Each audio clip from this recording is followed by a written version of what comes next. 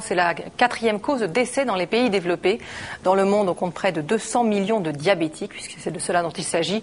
90% souffrant d'un diabète de type 2, et ils devraient être 2 fois plus nombreux d'ici 25 ans. En France, environ 2 millions de personnes sont traitées pour ce type de diabète, mais beaucoup d'autres ignorent encore leur maladie. Et cette hausse se voit surtout donc pour ce diabète de type 2 qu'on appelle également le diabète sucré, le diabète gras ou encore le diabète de la maturité. Et on parle même d'épidémie, une épidémie qui est corrélée à celle de l'obésité. 80% des diabétiques sont en effet en surpoids. Alors pourquoi parle-t-on de diabète de type 2 ? Eh bien parce que très logiquement, il y a aussi un diabète de type 1, Michel. Oui, alors pour bien comprendre, on va faire un petit peu d'anatomie parce que tout part du pancréas, qui est cet organe que l'on connaît mal et qui se trouve en plein milieu de l'abdomen. Alors le pancréas, il a 2 fonctions essentielles. Une fonction dans la digestion, puisqu'il va sécréter ce qu'on appelle le suc pancréatique, qui va passer par ce canal et arriver directement dans le duodénum et participer à la digestion.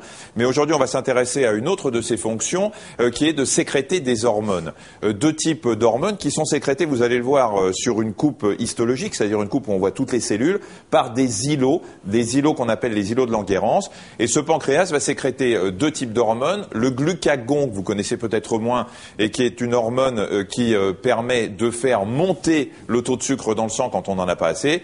Et l'insuline, que vous connaissez mieux, qui permet au contraire de faire baisser le taux de sucre dans le sang quand on en a trop. Eh bien, dans le diabète de type 2, c'est justement sur l'insuline qu'il y a un problème. Alors, on va effectivement bien expliquer comment marche l'insuline. En fait, quand vous mangez des aliments sucrés, qu'il s'agisse de sucre, de confiture ou d'aliments qui vont être transformés en sucre par la digestion, comme le pain ou encore les féculents, les pommes de terre, les pâtes ou le riz, eh bien, le pancréas sécrète immédiatement donc cette insuline pour permettre l'utilisation de ce sucre et éviter qu'il ne reste trop longtemps dans le sang.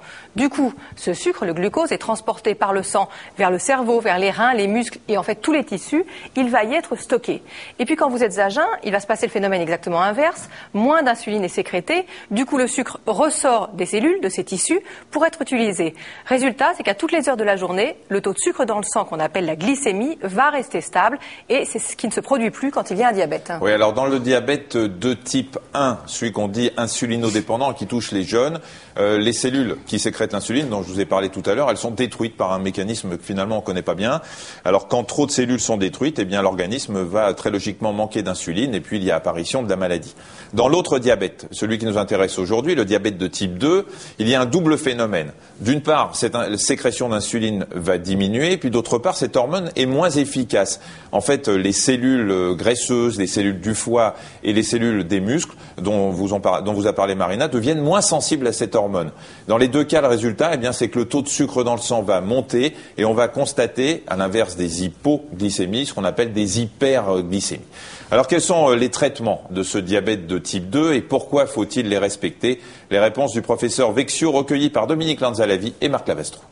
Dans le diabète de type 2, il y a 3 grands types de traitements. Le premier, c'est l'activité physique. Parce que l'activité physique, ça aide un petit peu à perdre du poids et surtout, ça fait que la sensibilité de l'organisme vis-à-vis de l'insuline augmente.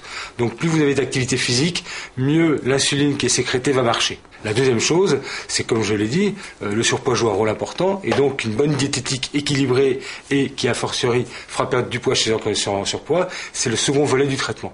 Donc la diététique, c'est absolument essentiel. Et puis le troisième volet de traitement, bien entendu, eh bien, ce sont les médicaments qui vont aider à sécréter de l'insuline ou qui vont aider l'insuline qui est sécrétée à être active. Et puis parfois même, quand il n'y a plus assez d'insuline, eh on va apporter cette insuline.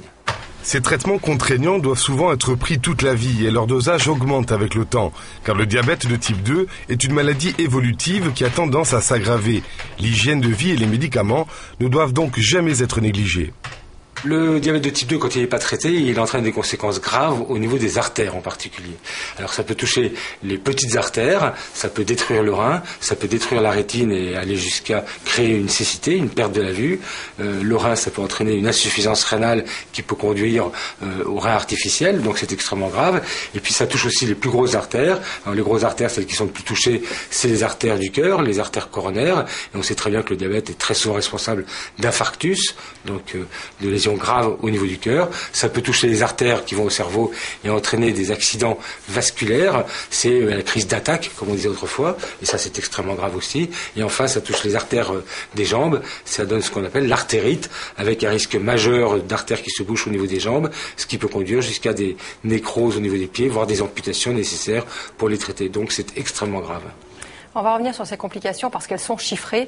Ce qu'il faut bien comprendre, c'est que ce sont les à-coups hyperglycémiques, donc quand il y a trop de sucre dans le sang, qui sont dangereux pour les vaisseaux. Pour ceux du cœur, le risque de maladie cardiaque est multiplié par 15 chez les diabétiques. Les vaisseaux des reins, 10% des dialysés sont des diabétiques non traités.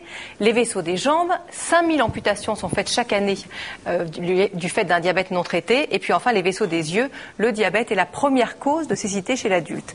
Et ces complications, et c'est tout le problème, se font insidieusement, à bas bruit, en cas de diabète gras, parce que le diabète maigre, lui, et le diabète de type 1 se manifestent très vite. Oui, et tant qu'il n'y a pas de complications, les diabétiques ne se sentent pas malades. Ils ont donc souvent du mal à accepter le suivi et les traitements qui, on l'a entendu, sont indispensables dans cette maladie. Et même quand la maladie est évoluée, le suivi est difficile. Écoutez le témoignage de Jean-Pierre, recueilli par Dominique Lanzallavi et Marc Lavastro.